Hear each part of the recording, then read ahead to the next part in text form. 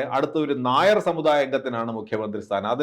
എന്ത് നിയമത്തിന്റെ അടിസ്ഥാനത്തിലാണെന്ന് എനിക്ക് അറിഞ്ഞുകൂടാ. അങ്ങനെ അങ്ങ് പ്രഖ്യാപിച്ചിരിക്കുകയാണ്. എനിക്ക് തോന്നുന്നത് തദ്ദേശ സ്വയംഭരണ തെരഞ്ഞെടുപ്പിൽ ഉണ്ടായ പോലെയുള്ള ഒരു ഭരണവിരുദ്ധ വികാരത്തിന്റെ സാധ്യതയാണ് നമ്മുടെ മുമ്പിൽ കാണുന്നത്. ശശി തരൂറിനെ മുന്നിൽ നിർത്തിയാണ് ഒരു മുഖ്യമന്ത്രി സ്ഥാനത്തേക്ക് ഒരു ശ്രമം നടത്തിയിരുന്നെങ്കിൽ ഒരുപക്ഷെ വലിയ വിജയത്തിന്റെ സാധ്യത UDF വളരെ മുമ്പ് തന്നെ ഉണ്ടായിരുന്നു. പക്ഷേ അത് നഷ്ടപ്പെടുത്തിയത് പ്രധാനമായിട്ടും ശശി തരൂർ തന്നെയാണെന്നാണ് എൻ്റെ അഭിപ്രായം. ഇപ്പോഴും VD സതീശൻ തന്നെയാണ് ഒന്നാം സ്ഥാനത്ത് അടുത്ത മുഖ്യമന്ത്രി സ്ഥാനാർത്ഥിയാവാൻ എന്നാ തോന്നുന്നത്.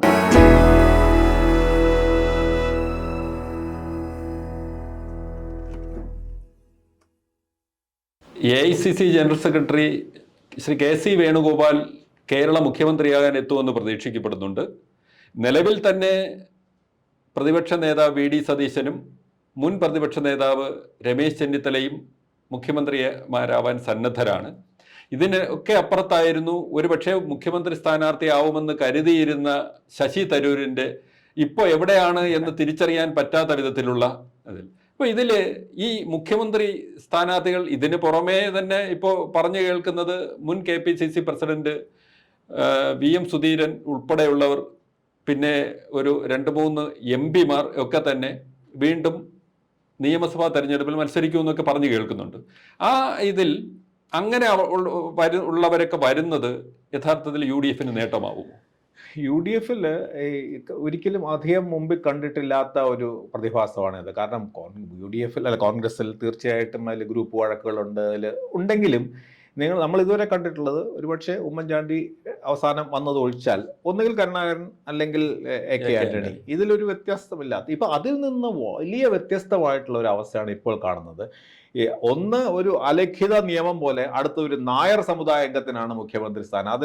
എന്ത് നിയമത്തിന്റെ അടിസ്ഥാനത്തിലാണെന്ന് എനിക്ക് അറിഞ്ഞുകൂടാ. അങ്ങനെ അങ്ങ് പ്രഖ്യാപിച്ചിരിക്കുകയാണ്. എന്തായാലും അങ്ങനെ വരുമ്പോൾ തന്നെ 5 നായന്മാർ രംഗത്ത്, പടനായന്മാരെ പോലെ നിൽക്കുന്ന 5 പേര്. അപ്പോൾ ഇതിൽ വാസ്തവം നമ്മൾ അതിനു മുമ്പ് ചർച്ച ചെയ്യേണ്ട ഒരു രസകരമായ ഒരു വിഷയം, ഒരുപക്ഷെ ഈ 2025 ദേശീയ തലത്തിൽ ശ്രദ്ധ നേടിയ അല്ലെങ്കിൽ ഏറ്റവും അധികം ശ്രദ്ധിക്കപ്പെട്ട, ഏറ്റവും അധികം ചർച്ച ചെയ്യപ്പെട്ട ഒരു കേരളത്തിൻ്റെ നേതാവ് ശശി തരൂറാണ്. അത് വാസ്തവത്തിൽ ചരിത്രത്തിൽ ഒരിക്കലുമില്ല കേരളത്തിന് ഇങ്ങനെ ഒരു സംഭവം. തീർച്ചയായിട്ടും K കരുണാകരൻ ഒരു ഘട്ടത്തിൽ PV നരസിംഹറാവുവിന്റെ അടുത്ത ആളായി അദ്ദേഹത്തിന്റെ രാഷ്ട്രീയ നീക്കങ്ങളിൽ ഒരു പ്രധാനപ്പെട്ട പങ്ക് വഹിച്ചു ചോദിച്ചാൽ അതെ, AK ആന്റണിക്ക് അങ്ങനെ ഒരു ദേശീയ രാഷ്ട്രീയത്തിൽ ഒരു വലിയ പങ്കൊന്നും ഉണ്ടായിരുന്നു എനിക്ക് തോന്നുന്നില്ല. അദ്ദേഹത്തിന് സ്ഥാനങ്ങൾ ഉണ്ടായിരുന്നു.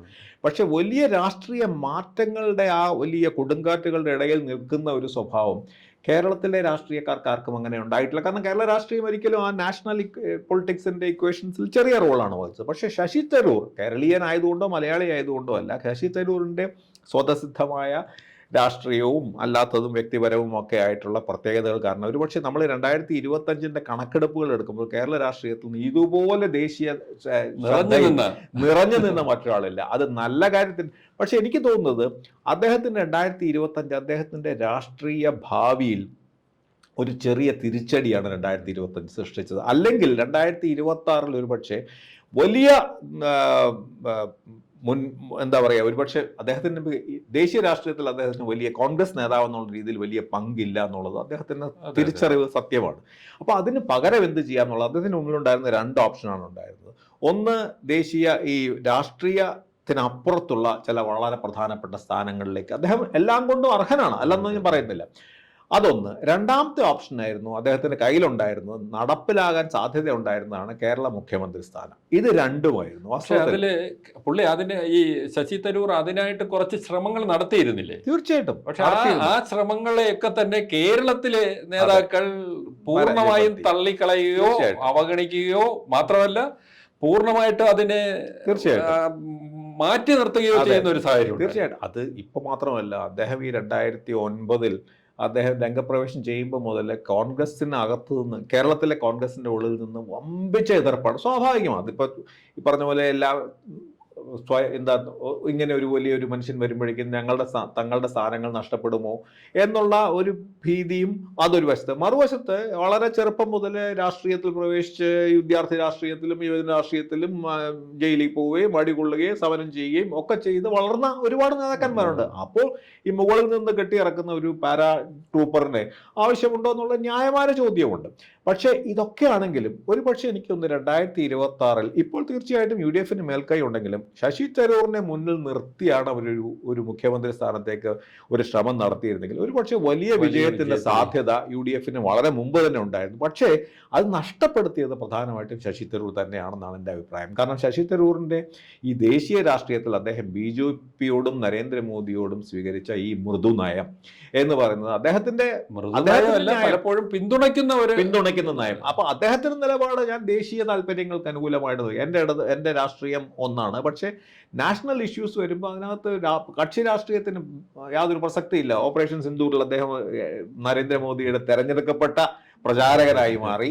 പിന്നെ അങ്ങനെ ഓരോ വിഷയത്തിലും എല്ലാ കാര്യത്തിലും ഈ പറഞ്ഞ പോലെ അദ്ദേഹം ഫോറിൻ എക്സ്റ്റേണൽ അഫയേഴ്സിന്റെ പാർലമെന്ററി കമ്മിറ്റിയുടെ ചെയർമാനാണ് അദ്ദേഹത്തെ. അപ്പൊ പക്ഷേ അദ്ദേഹം സ്വന്തം പിന്നെ എന്താ പറയുക, അതാണ് തന്റെ നിലപാട് തറ സ്വയം നശിപ്പിച്ചുകൊണ്ട് അപ്പുറത്ത് പോയോ. കാരണം BJPയിൽ അസോദിൽ അദ്ദേഹത്തിനെ പോലെ ഒരാൾക്ക് BJPയിൽ ചേരുക എന്ന് പറയുന്നത് ബുദ്ധിമുട്ടുള്ള കാര്യമാണ്. ഇന്നത്തെ കാലമായിട്ട് പറയാൻ വയ്യ.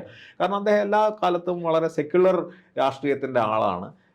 അങ്ങനെ ഒരാൾക്ക് BJP ചേരാൻ കഴിയില്ല. പക്ഷേ അപ്പം ഞാൻ വിചാരിച്ചിരുന്നു, അദ്ദേഹം ആഗ്രഹിച്ചിരുന്നതും BJPയിൽ ചേരാതെ തന്നെ, കോൺഗ്രസിൽ നിന്ന് രാജിവെക്കാതെ തന്നെ അദ്ദേഹത്തിന് ചില അംഗീകൃത, നേരത്തെ പറഞ്ഞ പോലെ ഓപ്പറേഷൻ സിന്ദൂറിന്റെ നേതൃത്വ സ്ഥാനത്ത് കിട്ടിയ പോലെ ഒരുപക്ഷെ ഉപരാഷ്ട്രപതി സ്ഥാനമോ അല്ലെങ്കിൽ രാഷ്ട്രപതി സ്ഥാനത്തിനൊക്കെ അർഹനായിട്ടുള്ള മനുഷ്യനാണ് എന്ന് അദ്ദേഹം സ്വയം, മാത്രമല്ല അത് അതിനുള്ള അർഹതയൊക്കെയുണ്ട്. പക്ഷേ അദ്ദേഹം അവിടെയുമില്ല ഇവിടെയുമില്ല എന്നുള്ളൊരവസ്ഥയിലേക്ക് സ്വന്തം പിന്നെ എന്താ പറയുക നിലപാട് തറ തന്നെ അദ്ദേഹം കുളം തോണ്ടുന്ന ഒരവസ്ഥ. ഇരിക്കുന്ന കൊമ്പ് മുറിക്കുക എന്ന് പറയുന്ന പോലെ ഫലത്തിൽ BJPയിലുമില്ല UDFലുമില്ല കോൺഗ്രസിനുമില്ല. അതോടുകൂടി 2026 മുഖ്യമന്ത്രി സ്ഥാനത്തേക്ക് മുമ്പൊക്കെ ആദ്യം കൺസിഡറിംഗ് ചെയ്തിരുന്ന ഒരാള് ഇപ്പോൾ അത് ഒട്ടുമില്ലാത്ത ഒരാൾക്ക് പിന്നിലേക്ക് പോയി. പിന്നെ ഒട്ടുമില്ല. ഒരുപക്ഷെ UDF ഈ തദ്ദേശ സ്വയംഭരണ തെരഞ്ഞെടുപ്പിൽ പരാജയപ്പെട്ടിരുന്നെങ്കിൽ അദ്ദേഹത്തിനെ ചിലപ്പോൾ ഹൈക്കമാൻഡ് മുന്നോട്ട് കൊണ്ടുവന്നു. പക്ഷെ ഇപ്പോൾ തീർച്ചയായിട്ടും ആ അവസ്ഥയിലല്ല.